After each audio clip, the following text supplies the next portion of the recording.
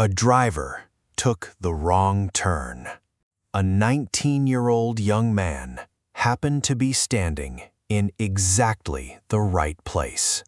2 shots were fired. Just minutes later, the heir to one of the world's most powerful empires was dead. Less than a month later, almost all of Europe was consumed by war. But was it really all because of those 2 bullets? Or had World War I actually begun years earlier? To find the answer, we have to travel back to the morning of June 28, 1914. That day, the city of Sarajevo seemed peaceful. People were walking through the streets, shops were open, and everyone was waiting for the motorcade of Archduke Franz Ferdinand, the heir to the Austro-Hungarian Empire. It was supposed to be nothing more than an official visit. No one imagined that within a few minutes, something would happen that would change the course of world history forever. But hidden among the crowd stood a thin 19-year-old. His name was Gavrilo Princip.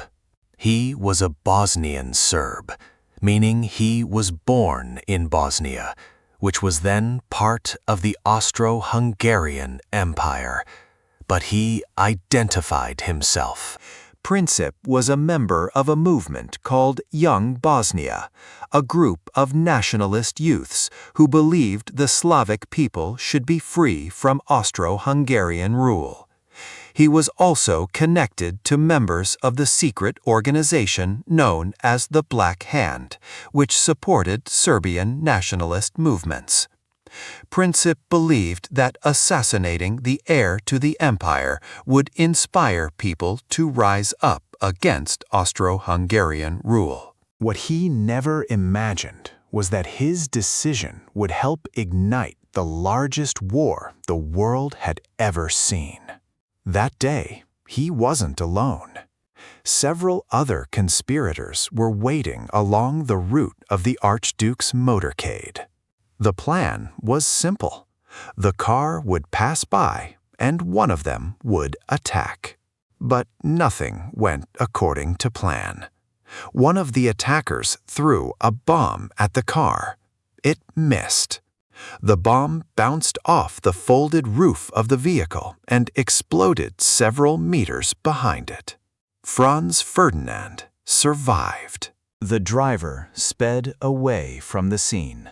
At first, the entire operation seemed like a complete failure. Princip thought so too. He lost hope. He probably believed he would never get another chance. So he left the area and walked into a nearby shop to get something to eat. But at that very moment, something happened that many historians still describe as one of the most incredible coincidences in history. After the ceremony, the Archduke's driver decided to take a different route. Then he made one small mistake. He took a wrong turn. When he realized the error, he stopped the car to reverse. And right there, right in front of the very shop where Princip was standing, it was almost unbelievable. His target was only a few steps away. The opportunity that had seemed lost only minutes earlier was suddenly right in front of him again. This time, Princip didn't hesitate. He stepped forward, pulled out his pistol, and fired 2 shots. The first bullet struck Franz Ferdinand in the neck. The second hit his wife, Sophie, in the abdomen. Within minutes, both were dead. On the surface, it looked like just another political assassination, but in reality, it was the first domino to fall in one of the deadliest wars in human history. Immediately afterward, Princip tried to kill himself by swallowing a cyanide capsule to avoid being captured. But the poison was old and ineffective, Then he tried to shoot himself with the same pistol. Before he could do it, police officers and bystanders tackled him, took away his weapon, and arrested him. Everyone assumed he would be executed. But the law had a different answer. Under Austro-Hungarian law, anyone under the age of 20 at the time of the crime could not receive the death penalty. Princip was only 19 years old.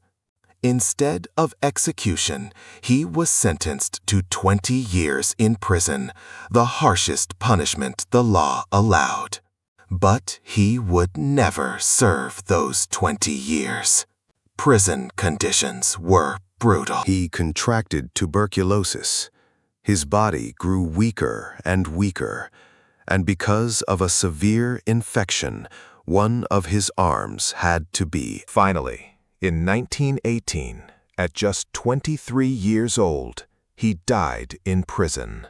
But that wasn't the end of the story, because the death of Franz Ferdinand was only the beginning of a crisis that had been building across Europe for years.